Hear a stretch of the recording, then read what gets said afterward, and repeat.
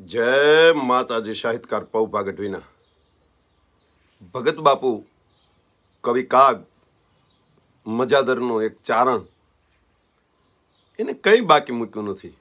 દરેકે દરેક વાતની આપણને દુહા છંદ અને ભજનમાં સમજણ આપી છે। એમાં ઈશ્વરનો ઉપકાર માનતા કે તને માનવ દેહ મળ્યો છે તો આટલું ધ્યાન રાખ, કેટલી અમૂલ્ય વસ્તુ તને ઈશ્વરે આપી છે। એમાં એને એમ કીધું છે કે આંખ દીધી તાન ઓળખવા વાળી શુભ જોવાને કાજ, પણ દોષ જોયા એ દુનિયાવના તે તો દોષ જોયા દુનિયાવના તે તોય એવું કીધું કાજ સદાર્યું નેણ ચડાવી નિર્મળતા આંખમાં નાવી। માણસ તને આટલી સરસ મજાની આંખ દીધી પણ તે ગુલાબમાં પુષ્પ ન જોયું, કાંટા જોયા। દરિયાની અંદર રત્નો છે ઈ ન જોયા પણ એનું ખારાપણું જોયું। તો સૂર્યનું તેજ ન જોયું પણ તડકો જોયો।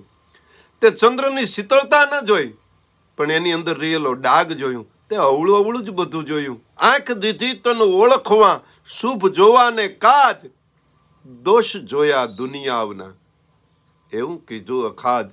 સદા રહ્યો નેણ ચડાવી નિર્મળતા આંખમાં નાવી। તારા જીવનની માલપા નિર્મળતા કરતા કઠોરતા વધારે આવી। પણ ભગવાને તને કેટલું બધું આ મનખો દેહ અમૂલ્ય દીધો છે।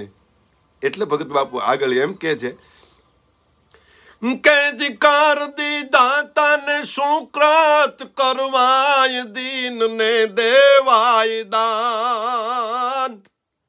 ભજા નહીં ભગવાન ને તે તો ભજા નહીં ભગવાન ને તે તોય જાજા ના લીધેલા જાન। હાથેથી હરામ ના ચાખ્યા માળા હારે રોહણા રાખ્યા।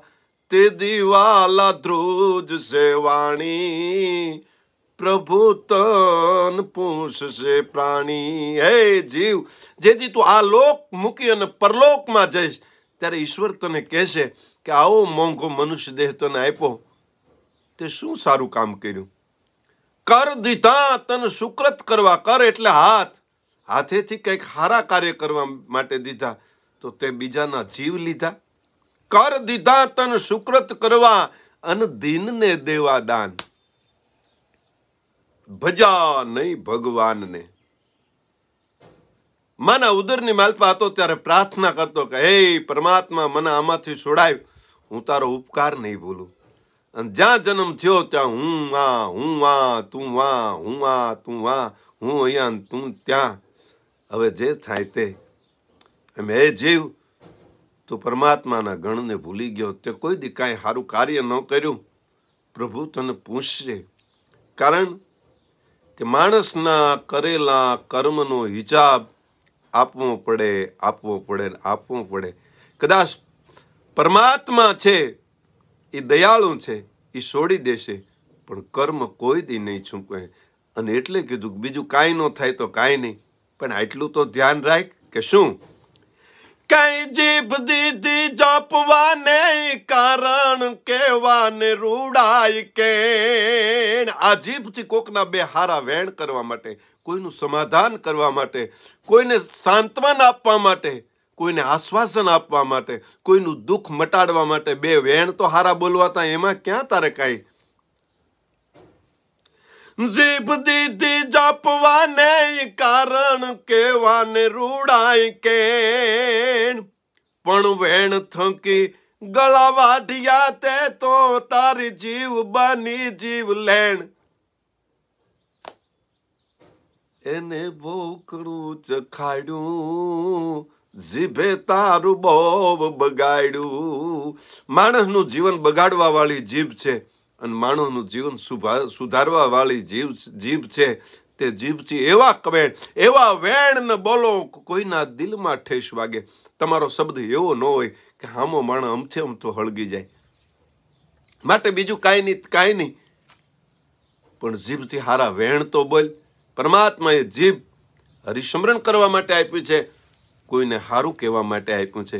પણ તે તો દુનિયાનું ભૂંડું ભેગું કરી અને તારા જીભથી કેટલાયના ગળા વાઢ્યા છે. માટે હે મનખ્યા, તે દિવાલા ધ્રુજશે વાણી, અન પ્રભુ તું પૂછશે પ્રાણી.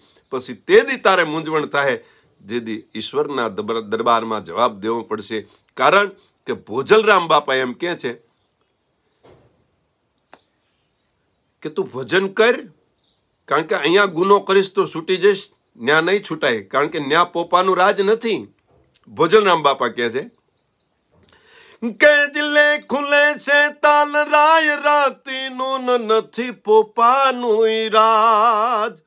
ભોજલ ભગત કે ભજન કરો તો, ભોજલ ભગત કે ભજન કરો તો, મેર કરે મહારાજ 84 નું ચૂકવે ખાતું, મટી જાય મરણની ઘાતું. ભજન કરો મનવા, ભજન કરો. અને ભજન એટલે ખાલી શબ્દોને ગાઈ નાખવું, સુરતાલમાં લઈ લેવું એ વાત નથી. ભજન એટલે કર્મ, અને કર્મ તમે એવું કરો કે ઈશ્વર તમારી ઉપર રાજી થાય. પૌબાના જય માતા.